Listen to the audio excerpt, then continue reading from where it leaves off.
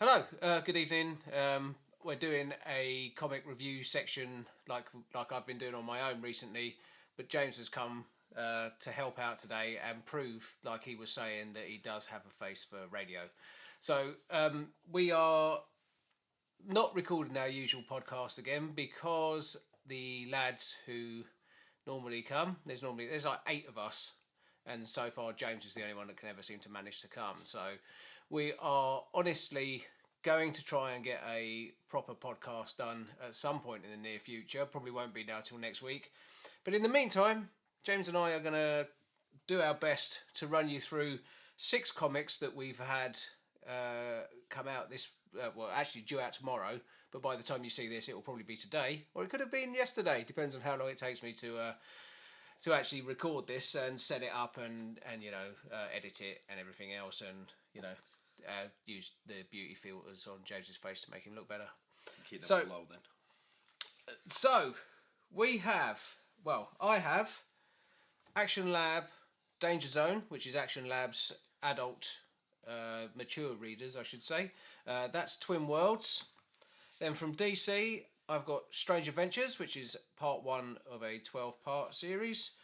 And from Aftershock, Join the Future. James? So I have Strange Academy from Marvel, number 1, previewed in the recent number 1 Ant-Man, which I spoke about on the podcast. Was quite intrigued to read, so I'm glad I get to review that. Then I've got from Image Comics Mercy, which has been all done by Mirko Andolfos, who's done basically most of it. And then from Boom, King of Nowhere, very, very interesting read, this one. When you say interesting, do you mean shit? No, it was quite interesting. Okay. We'll wait till we review it, Drew. Sorry. Well, let's jump straight into it then. You go first. All right, I'm just getting my notes up. He's just getting his notes up on his new phone that he doesn't yet know how to operate. Oh, I saw the gestures. The gestures have all changed. Right, so first of all, I'm going to review Strange Academy. So as I mentioned in the last podcast, I did the new Ant-Man number 1, and in the back of the comic was a preview of Strange Academy. So, if anything, the preview of that was the most interesting part of the comic because it made this look like a very interesting story, and it really didn't disappoint. So, the writer is Scotty Young, the art is by Humberto Ramos, and the colouring by Edgar Delgado. Needless to say, anybody who's going to do art for Scotty Young needs to bring their A game, being such a prolific artist himself, and the art really doesn't disappoint. Obviously, when you're writing something, obviously Strange Academy does what it says on the tin.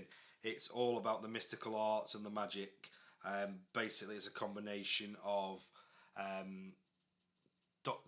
Xavier's School for the Gifted, crossed with sort of Runaways, a few other of those typical teenage group type comic series. But this one starts off with a young girl coming to terms with the fact that she, as she says, she doesn't know if she's a sorceress or a witch or a mage.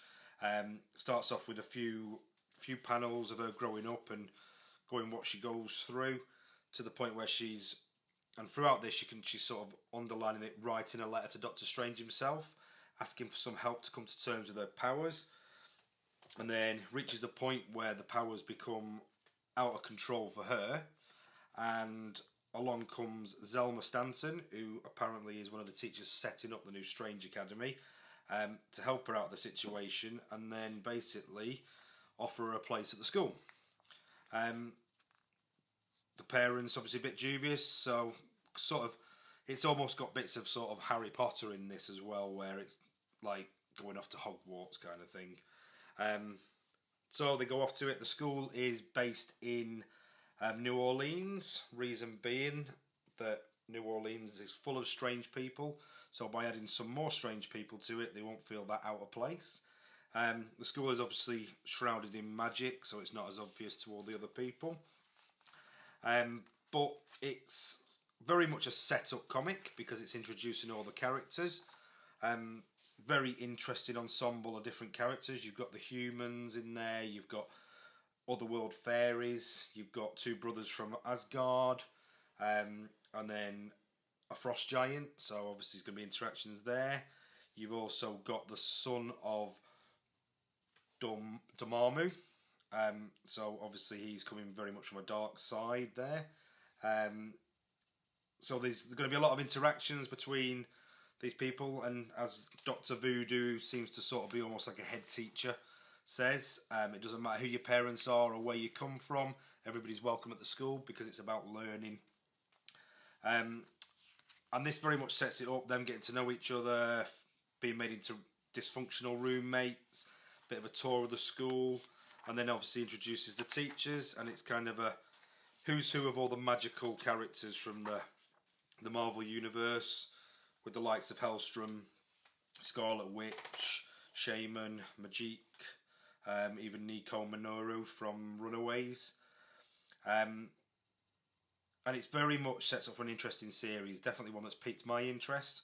I may actually have to put something on my pull list, Drew. Blimey. Well, wonders will never cease. Is it funny? It's not shown huge amounts of humour yet. There is little bits in there. Doctor Strange obviously comes in at the end, and he's showing signs of playing not so much the straight guy that you see in the films, but a bit more the funny guy.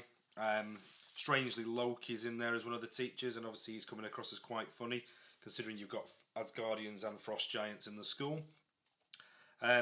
Most importantly, obviously, being mystical, that's got a lot of challenges when it comes to the artwork. And as I say, somebody doing art for something that's got a Young's writing has to bring its A game, really. And how do you show sort of the magic and the sort of waves of mystical energy in a 2D one picture form? And they've managed that quite well. There's a nice framing here of the introducing the teachers, which hopefully you can see. And they've managed to do it quite well of them sort of coming out of a sort of mystical fog and then sort of arriving on the scene. And I think this is one currently in obviously Marvel, DC and everything, we're kind of overloaded with these sort of group sort of series with Runaways and the likes of that, Young Avengers and everything. But this one feels very different because you've brought together characters with very, very similar abilities who are all going to be learning as they go along, with some guidance from some real key main characters throughout the universe. And I think it's one that's going to appeal to a younger audience as well as an older audience because of the combination of these new characters and the main characters. Trying to think if I've written anything else down. No, I think that covers it really. So yeah, no, it's a good read. Takes a lot for me to actually part with some money. So he is northern. So I think this is one I might add to my pull list because I'm quite interested to see where they go with it and see how the interactions, as I say, between things like the Frost Giant and the Asgardians or the son of Dormammu and people who are genuinely nice at heart. Well, all I can say is, if James is adding it to his pull list, then without a doubt that is high praise indeed, because he's very tight. It's not tight, very skin. Oh yeah, he's tight. So that is Strange Academy #1 from Marvel by Scotty Young and Humberto Ramos, and yeah, it sounds good. I'd say my interest was piqued with just the preview in the. A good thing about this Marvel is that it doesn't have tons and tons of backstory that you have to read 3,000 other comics to get to. So that's the good thing about new characters, isn't it? Yes. Yeah. So excellent. All right. Well, thanks for that one, James. Right. What should I start with? I'll start with the other powerhouse, DC. This is Strange Adventures #1. It's a 12-part series. Follows Adam Strange. Now, this is a really interesting book, and it's Tom King, Mitch Gerads, and Evan Shayner. Now, Tom King, obviously of Batman fame recently, wrote some good Batman stories in amongst the main run. So this basically follows Adam Strange, who's come back from another planet where he's been defending and fighting on another planet, and he's back on Earth. He's written an autobiography, and it keeps cutting backwards and forwards to his adventures on the other planet, and then back to him doing a book signing when some guy comes up to him. I don't know if you can see this guy here. This guy comes up to him and accuses him of being basically a war criminal, and he has left millions of Picts dead. That guy then turns up with his head blown off, and the story pretty much picks up from there, of Adam Strange trying to clear his name, basically, and he enlists the help of a very well-known detective in the DC universe, and he can't do anything, so there is another interesting and unusual cameo coming up towards the end, who obviously is going to make a big appearance in the series. That is the final panel, so I won't tell you who it is. This is a really nice take on the Adam Strange story. It came out alongside a facsimile edition of one of the Adam Strange books, so that probably ties in with the original story in this. Be honest, haven't read the original one, so I can't know. I should probably have read that before doing this, but never mind. This, I think, is going to appeal. It's something very slightly different from DC, and also features some crossover to the main DC universe. So, well worth checking out. It is only a 12-parter, so get in on that, I think. That's what I would say. So, Adam Strange, Strange Adventures. Thank you. James. So my next one was Mercy from Image Comics. Obviously, Image are going stronger and stronger year on year and coming out with some really interesting stuff, and this one is not lacking that interest either. It's been done by Mirka Andolfos, who has done the writing, the art and the colouring. She's worked for most of the major comic book houses, a lot of work on Harley Quinn and Wonder Woman for DC, some cover art for Marvel. She's done a couple of her own bits before, but this is her current piece. So basically the whole premise is it's sort of set in sort of Midwest frontier era America, and from start to finish it's quite dark and quite not painful, but touches on some interesting hard stories. Right at the start it's very unclear as to what's actually happening. There's clearly something going on, and people are getting killed in a mine, but that's obviously been done purposely, because the whole idea is to draw you in and want you to find out what that is. After the initial craziness goes on, you've got a mystery character who brings somebody and tells them they're going to help him, and then it sort of jumps forward a year. Into the town where all this happened, and they're sort of having a memorial for the people that were lost, and it starts to then introduce all the main characters, from a young girl who quite clearly is going to be more important than she first appears, to what you can only imagine is the strange figure at the start with his new helper, and then the lady from the original panels basically almost coming across as sort of the godmother of the town. She's sort of got one side of her that is the nice clean cut lady of the manor, to another side of her which is quite dark and vengeful, mainly sort of led by what she's been through. It's a comic that is obviously written by a lady, and has very strong female leads. So very strong female leads. So all aspects have been mainly focused on the female lead. So this is a good comic for the women out there who want to see the strong female lead rather than the over subscribed mail leads that we get in a lot of the comics.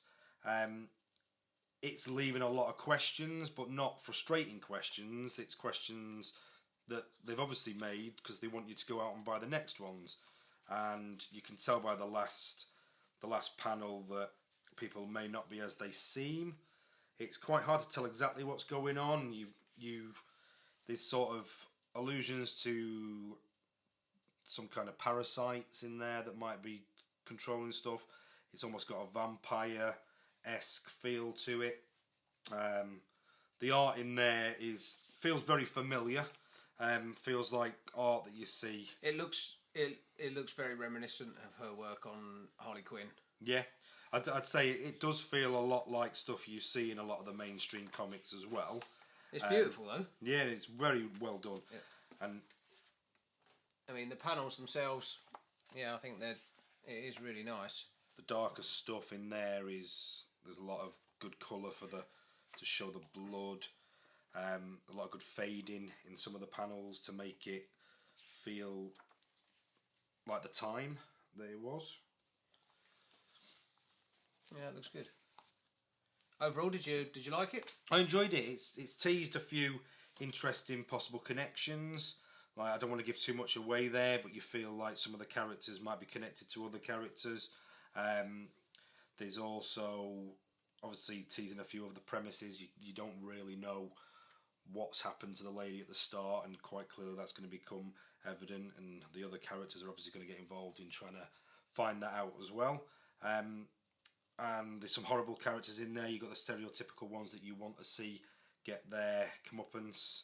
But it feels like one of those that's going to have quite a few twists and turns. You might like a character and then suddenly realise they're actually the bad guy, and there might be characters you don't want to see succeed, and probably will. But definitely an interesting read. Definitely one for people out there who like something not from the two big houses, but want something to continue going with Image, because as I say, Image have gone from power to power over the years. This one is very much looking like an interesting one in that. Even the cover art, even that art on the front is just really well done. And considering that it's all been done by the one lady, yeah, you know what I mean. He's so polite, isn't he? Yeah, considering she's done all the work, it must have been a labour of love, and to put that much effort into it must mean it's a real passion project for her. Excellent.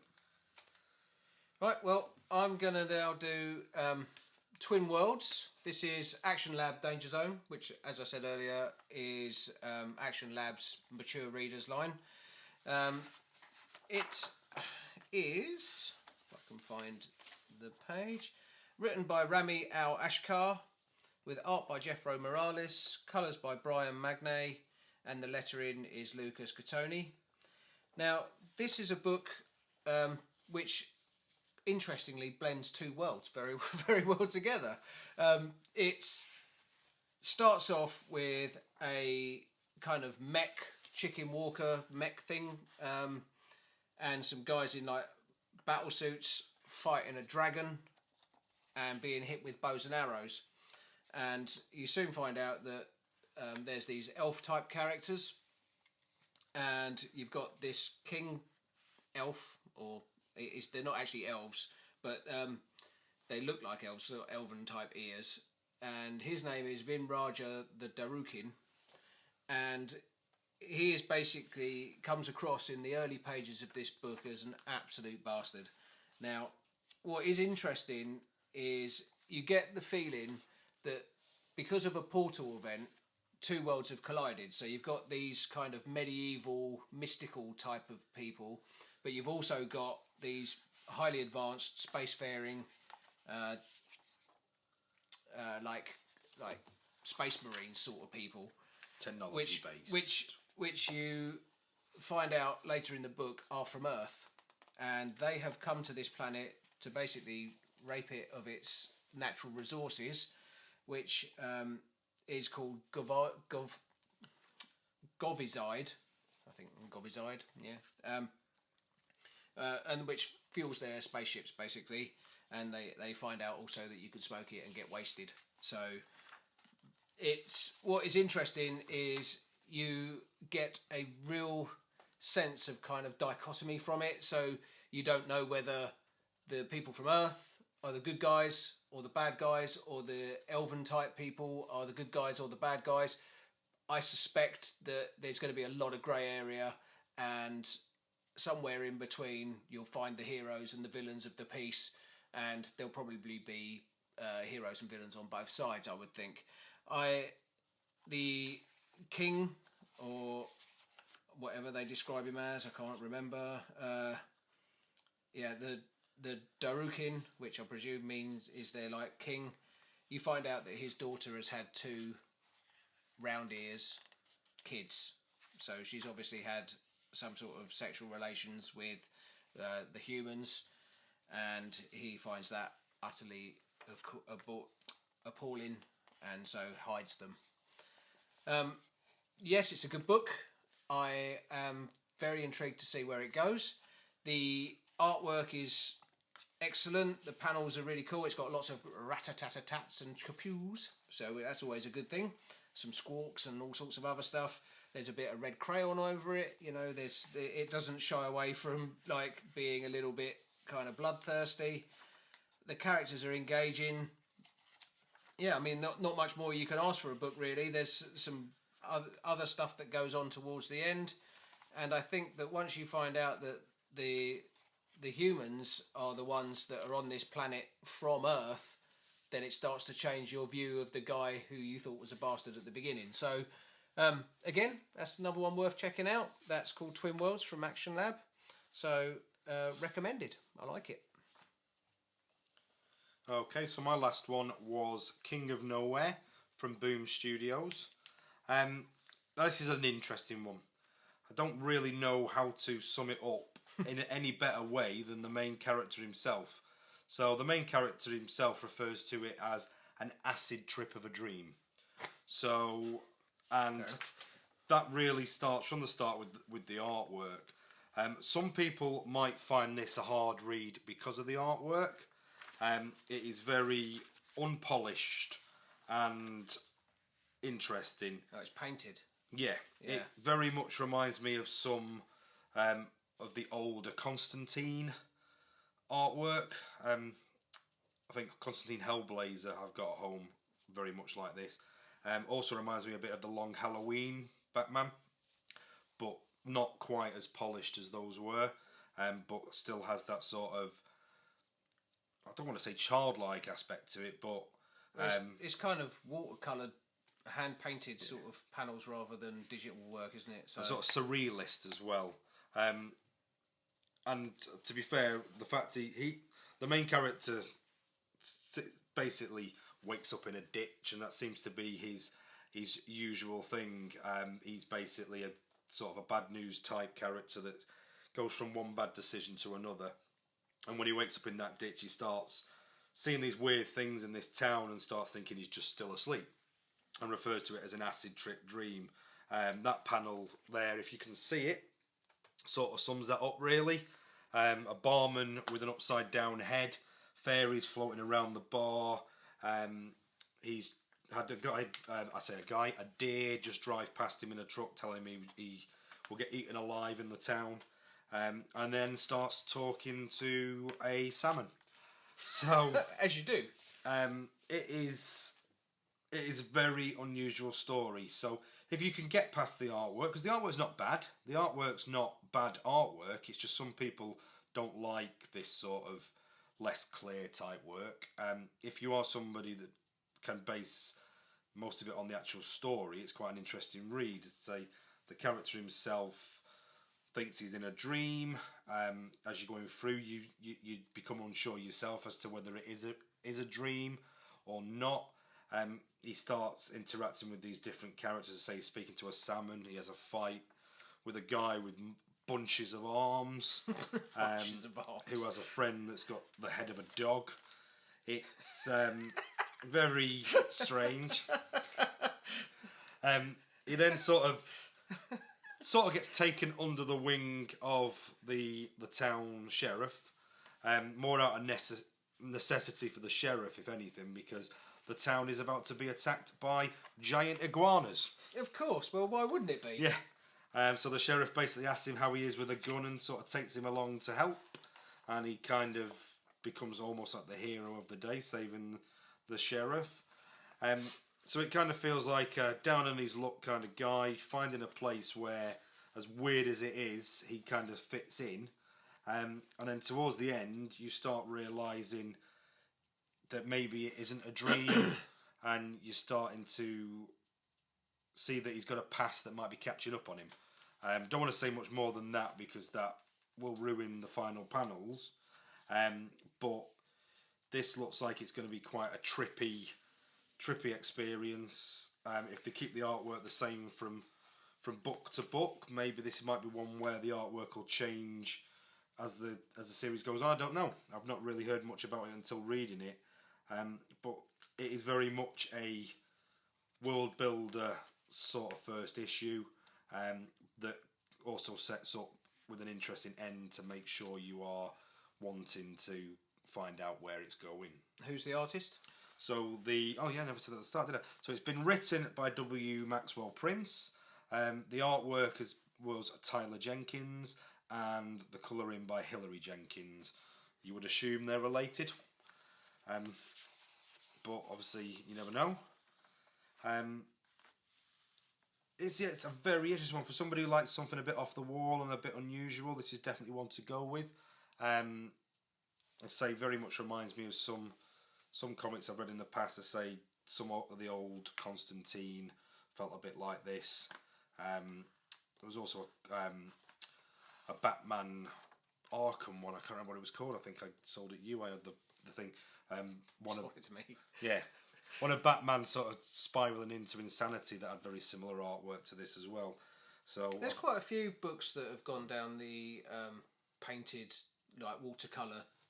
The watercolour panels, and it's definitely an interesting, bold art style to use for comics. But I've not really seen it in this kind. I've not really seen it in this kind of macabre sort of setting before. They normally use it in a kind of more fairy, kind of light, kind of, So yeah, that's interesting. I like that. I think it fits with the story because the story is obviously, like I say, he sums it up himself perfectly. It's an acid trip of a dream. So the artwork goes very well with that. And as I say, you're left wondering if is he dreaming or is this some strange reality that he's woken up in? It'd be quite interesting to find out what happens. Yeah, I mean, he is holding a goldfish on the front page with his feet in a puddle. With his feet in a puddle in the middle of a road, so kind of tells you everything you need to know, doesn't it? My final one from Aftershock, and anyone who listens to the podcast on a regular basis will know that I like Aftershock a lot. I think they're a brilliant publisher. This one by Zach Kaplan, Peter Kowalski, Brad Simpson, and Hassan Otsmani El Hayu. I think I pronounced that. If I didn't, then apologies. I also, like James did with Strange Academy, I've discovered this one through a teaser in another Image comic that I did a review of Image Aftershock comic that I did a review of on the podcast. This is a good book, is basically where I'm going to start. I really enjoyed it. It starts off with this kind of what is essentially like an infomercial selling you this utopian society about how amazing it is. You don't have to work. Everyone gets a basic income. You can all you can decide what you want to do for your living. You can be an artist. You can do programming. You can do whatever you want. You can go and see sports. Basically, this is a place where you will want to live. And it says "Join the Future," which is the title of the book. So,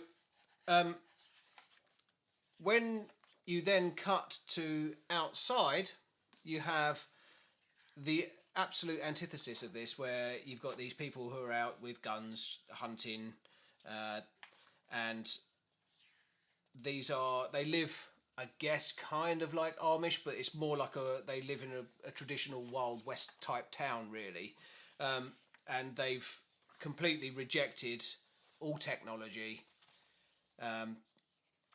but he has to go against that when his daughter has an asthma attack, and he goes and puts her on a machine. So then the people from the city come to kind of try and convince the people in the town to sell up, come and move to the city, get rid of this backwards way of life, which is rejected. And then I won't tell you what happens, but all I can say is the final panel made me go, oh, okay, that's kind of harsh, but okay. So it's got good art, it's got interesting, engaging characters, it's certainly an interesting premise. The colouring is beautiful. There's so many lovely choices of palette on the different pages. Just to get James's reaction, that's the final panel. I was going to say I do want to see this now you've said it. Yep. So I kind of assumed. There's a really interesting story coming out from this. Like I say, Aftershock are one of my favourites. Their work is pretty much of a consistently high level. If you haven't read Aftershock already, check out some of their trades. We've got them in stock, which is convenient. But they've got some really good stuff. And this one, I'd suggest if you like a bit of sci-fi, that sort of thing. In fact, you could say that about any of the three that I've reviewed today. These are all high quality books. In fact, looking at it, all 6 of them seem to have kind of gone down pretty well. Good selection this week, yeah. Yeah, these are only 6 books of the, I think, 10 number ones that are out this week.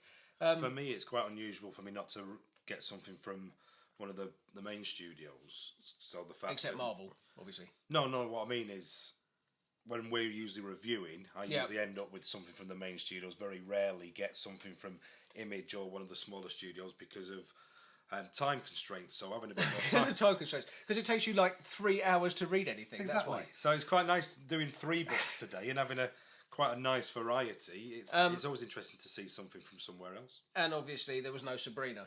Yeah, exactly. So you had plenty of time to read other stuff.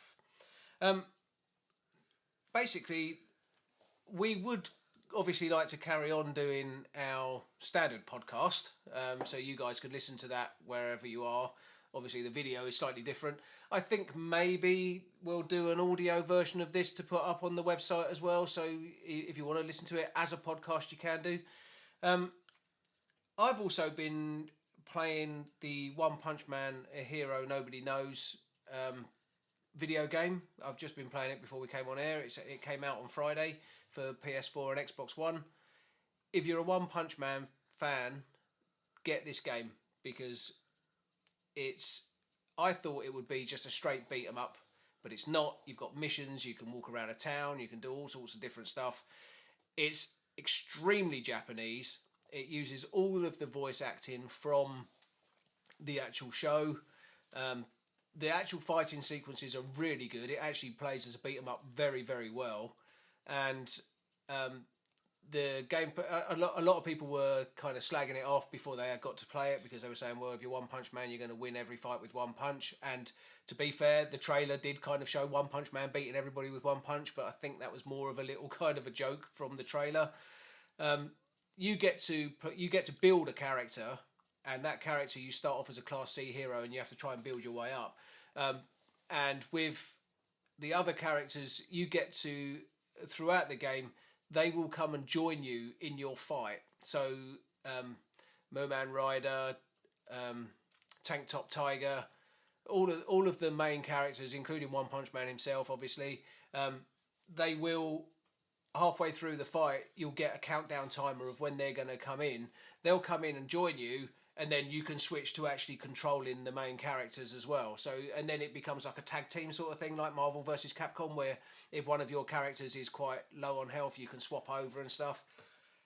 Honestly, if you like fighting games, if you like anime, and certainly if you like One Punch Man, I suggest that you get it. I think it's brilliant. So the visuals were fantastic. I came in when you were playing it, and the graphics and visuals are brilliant. It looks like you're playing the cartoon, basically. It's it's superb.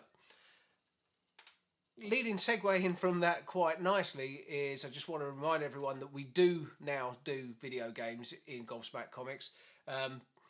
We've got consoles, peripherals, games. Please come and pre-order your games from us because we will do everything we can to match the prices of other places. Can't always match the prices of certain places, but we certainly will do our best to serve you better than anyone else. And you're supporting local business. What he said. So that's another thing that we do. Obviously, we got toys galore, and we hope that this has been okay. This could have been worse, couldn't it? I think actually video podcasts for the reviews can be quite handy because people can actually see a snippet when we're doing it as an audio, and people can't envision it. Doing it this way, you're able to show a bit. I hope the sound's got better over the 3 weeks that I've been doing it. We're working on different ways of production and everything. I know this room's not ideal for it because it's a bit kind of flat walls and lots of reverb and stuff. So we're hoping to improve that as we go along. And you never know, James might even have a shave by the next time. Yeah, I should have really sorted myself out. Don't worry, I didn't have a shave either. I did wear my uniform though, but I never even got it out. You never even got it out. Oh, look at that. Gobsmack Comics. Representing. So, thank you very much for your time. We hope we haven't bored the shit out of you. And one thing I have noticed is when I'm on camera, I swear a lot less than I do when we're doing our podcast. So, you know. Much wider audience. Well, yeah, obviously. I'm much more professional, that's what it is. So, thank you very much. And we will see you anon. Cheers. Adios.